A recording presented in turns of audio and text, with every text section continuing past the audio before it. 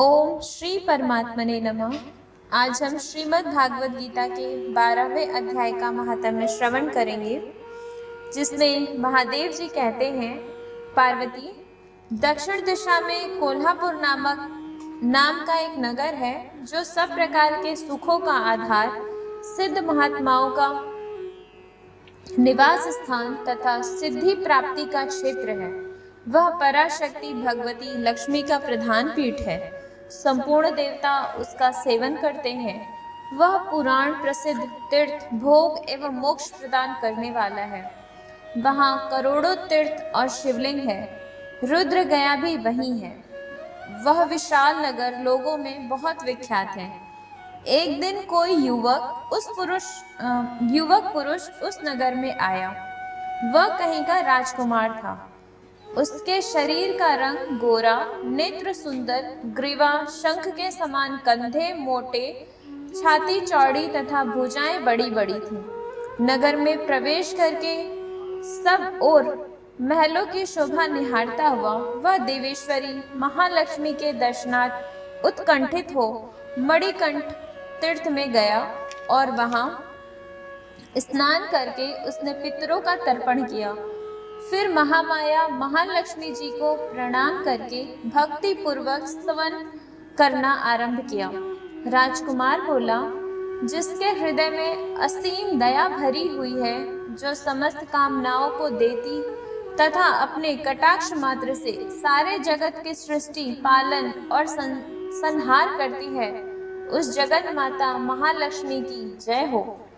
जिस शक्ति के सहारे उसी के आदेश के अनुसार परमेष्ठी ब्रह्मा सृष्टि करते हैं, भगवान अच्युत जगत का पालन करते हैं तथा भगवान रुद्र अखिल विश्व का संहार करते हैं, उस सृष्टि, पालन और संहार की शक्ति से संपन्न भगवती पराशक्ति का मैं भजन करता हूँ।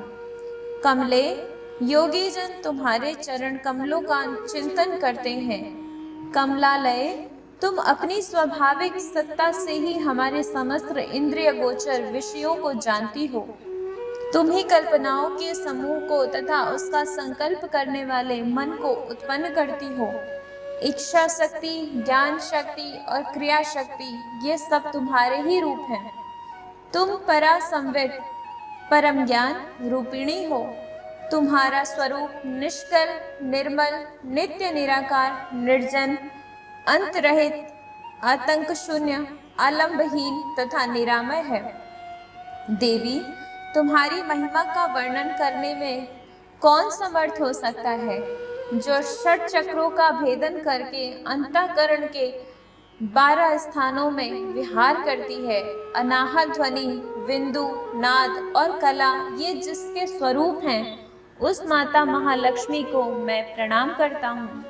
माँ, तुम अपने मुख रूपी पूर्ण चंद्रमा से प्रकट होने वाली अमृत राशि को बहाया करती हो। तुम ही परा, पश्यंती, मध्यमा और वैखरी नामक वाणी हो। मैं तुम्हें नमस्कार करता हूँ। देवी, तुम जगत की रक्षा के लिए अनेक रूप धारण किया करती हो।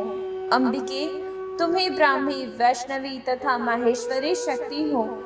वाराही महालक्ष्मी, नरसिंही, ऐन्द्री, कौमारी, चंडिका, जगत को पवित्र करने वाली लक्ष्मी, जगन माता, सावित्री, चंद्रकला तथा रोहिणी भी तुम ही हो। परमेश्वरी, तुम भक्तों का मनोरथ पूर्ण करने के लिए कल्पता के समान हो। मुझ पर प्रसन्न हो जाओ। उसके इस प्रकार स्तुति करने पर भगवती महालक्ष्मी अपना साक्षात स्वरूप धारण करके बोली, राजकुमार, मैं तुमसे प्रसन्न हूँ। तुम कोई उत्तम वर मांगो। राजपुत्र बोला, माँ, मेरे पिता राजा बृहद्रथ अश्वमेध नामक महान यज्ञ का अनुष्ठान कर रहे थे। वे दैव योग से रोगग्रस्त होकर स्वर्गगामी हो गए।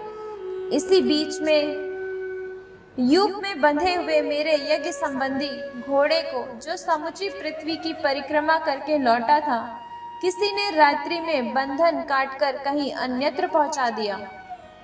उसकी खोज में मैंने कुछ लोगों को भेजा था, किंतु वे कहीं भी उसका पता न पाकर जब खाली हाथ लौट आए, तब मैं सब ऋत्विजों से आज्ञा लेकर तुम्हारी शरण में आया हूँ।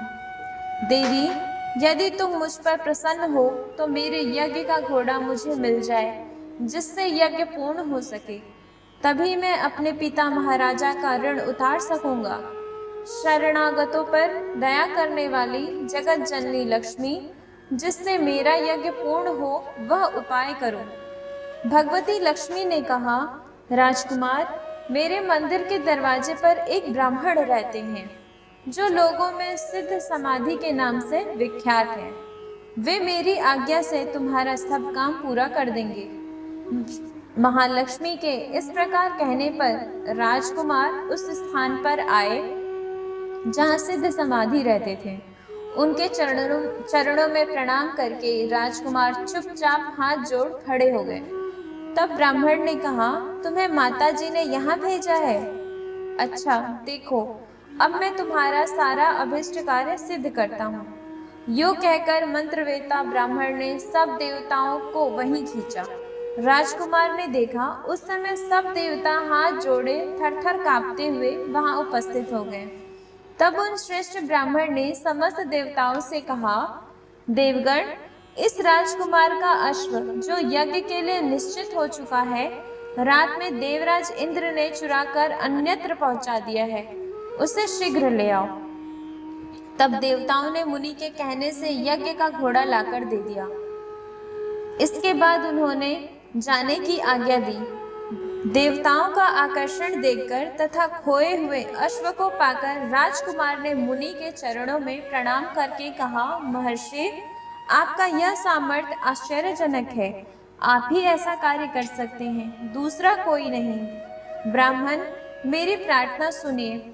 मेरे पिता राजा बृहद्रथ अश्वमेध यज्ञ का अनुष्ठान आरंभ करके दैव योग से मृत्यु को प्राप्त हो गए हैं। अभी तक उनका शरीर तपाए हुए तेल में सुखाकर मैंने रख छोड़ा है। साधु श्रेष्ठ, आप उन्हें पुनः जीवित कर दीजिए।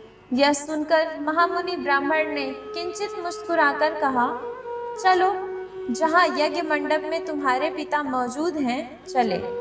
तब सिद्ध समाधि ने राजकुमार के साथ वहां जाकर जल अभिमंत्रित किया और उसे उस शव के मस्तक पर रखा।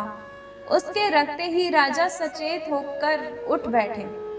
फिर उन्होंने ब्राह्मण को देखकर पूछा, धर्म स्वरूप, आप कौन हैं? तब राजकुमार ने महाराज से पहले का सारा हाल कह सुनाया।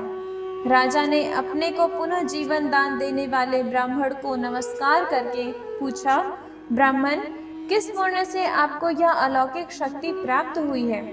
उनको यो कहने पर ब्राह्मण ने मधुर वाणी में कहा, राजन, मैं प्रतिदिन आलस्य रहित होकर गीता के 12वें अध्याय का जप करता हूँ। उसी से मुझे यह शक्ति मिली है, जिससे तुम्हें जीवन प्राप्त हुआ है।